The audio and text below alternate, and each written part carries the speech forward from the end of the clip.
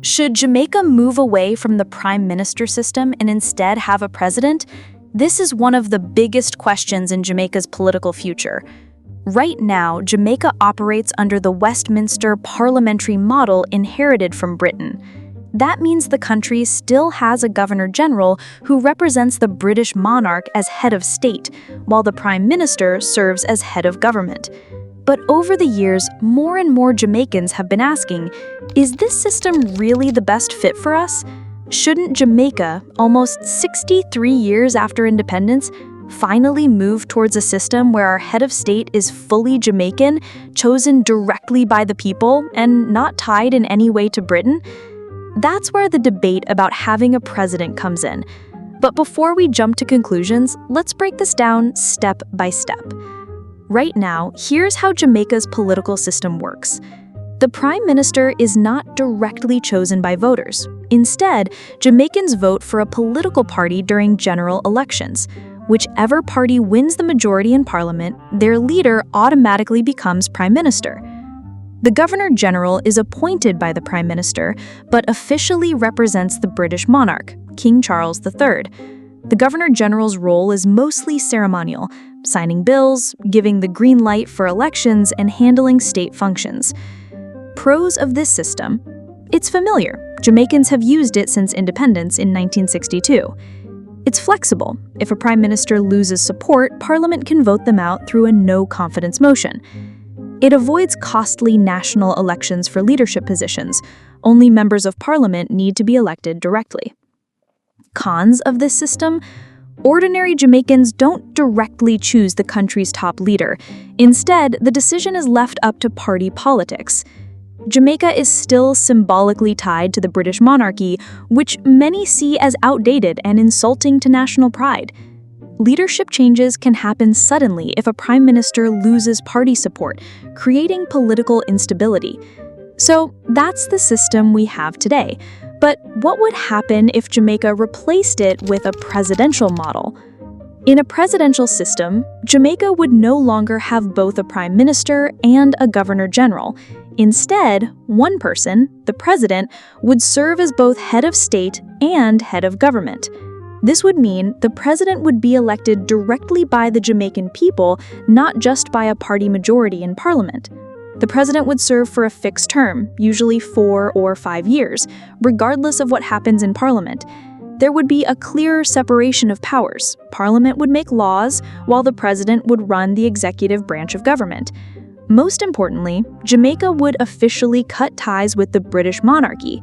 Our head of state would be Jamaican, full stop. This setup sounds straightforward, but in reality, it brings big changes to how government functions day to day. Let's talk about why some Jamaicans strongly support switching to a president. 1. Stronger national identity. Having a president would mean that Jamaica's head of state is 100% Jamaican. No more governor-general acting on behalf of a foreign monarch. This would reinforce independence and national pride. 2. Direct accountability. In the current system, voters don't pick the prime minister directly. With a president, Jamaicans could vote directly for their leader. That means the president is accountable to the people, not just to parliament or a political party. 3. Stability through fixed terms.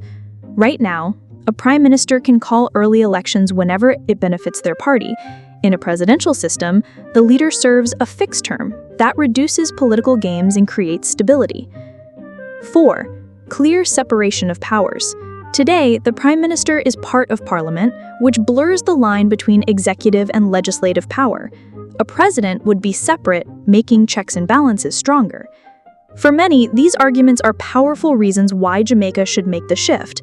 But of course, there are counter-arguments. Not everyone agrees that moving to a presidential system is the right step. Let's look at the criticisms. 1. Cost and complexity. Switching systems would mean rewriting the Constitution, holding referendums, and creating new elections. That's a major expense for a small country. 2. Risk of gridlock. In a presidential system, the president could be from one party while parliament is controlled by another. That can lead to deadlock, where nothing gets done. The US is a good example of this kind of problem. 3. No confidence flexibility is lost. In the current system, if a prime minister fails, parliament can remove them quickly. In a presidential system, you're stuck with the president until the next election, unless there's impeachment, which is rare and complicated. 4. Familiarity and tradition. Jamaica has used the Westminster system for over 60 years.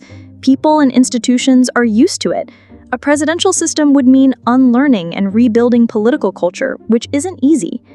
So, while the presidential option sounds attractive, there are real challenges Jamaica would need to consider.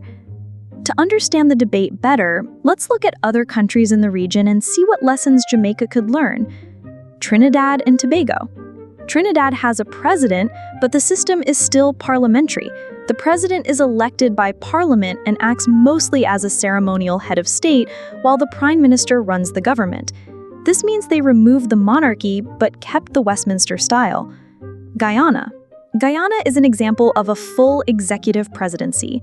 The president is both head of state and head of government, elected directly by the people.